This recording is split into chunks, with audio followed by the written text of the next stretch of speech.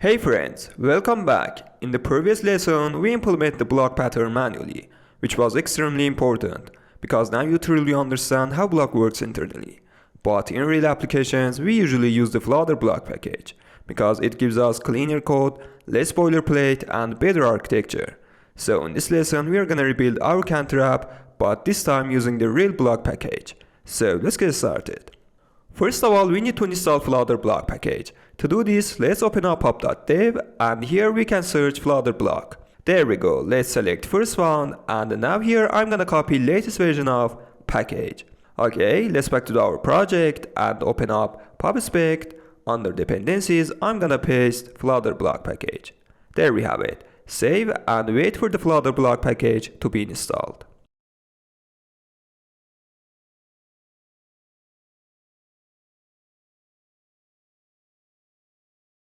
This package is built on top of streams, but it hides a lot of complexity for us.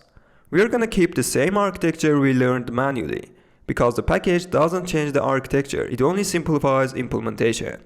This is why learning manually block first was extremely valuable. Events stay exactly the same, because block architecture itself has not changed. States also stay the same, because state still represents the UI condition. And now let's open up counter block. Alright friends, we already have a working block. Nothing is broken. The counter works, events work, states work, UI updates correctly. So our goal is not to fix something. Our goal is to simplify what we already have. Let's start with our current implementation. First, let's look at what this class is doing. It creates an event stream. It also creates a state stream, and then we manually listen to events. Then when an event arrives, we manually push a new state. And finally, we manually dispose everything. That's a lot of code, and this class is doing too much. Let's see what Flutter Bloc can do for us. The first thing I wanted to do is make this class inherit from the block class provided by the package. For now, this is just a normal Dart class. But remember, in Flutter Bloc, we don't create stream controllers ourselves anymore. Instead, we inherit from a class provided by the package. So after the class name, I'm gonna write extends block. Immediately, you will see that block requires two types. The first type is the event type. In our case, all events inherit from counter event. So let's put that as the first generic. Then block asks for a second type. The second type is the state type. In our application, we emit counter state. So let's add that as well. Now let's stop for a second and understand what we just wrote. This line basically says this block receives counter events and emits counter states. That's it. Events come in, states come out. Exactly the same architecture we implemented manually. Previously, we were responsible for creating event streams, state streams, listeners, and subscriptions. By extending block, we are basically saying, Flutter Bloc, please manage all of that for me. Okay, let's look at our constructor. Remember why we wrote this? Because we needed to listen to the event stream. But Flutter Bloc already does that internally. So we don't need this listener anymore. So I'm gonna remove this part of code. Instead, Flutter Bloc wants one thing from us, the initial state. So I'm gonna set initial state. But how? This is very simple. We are gonna use super keyword. The super keyword calls the parent block constructor. And the parent block wants an initial state. In our case, our initial state should be 0. So I'm gonna use counter state and set 0. As you know, our state is counter state. So we are gonna set 0 for counter state. That's it.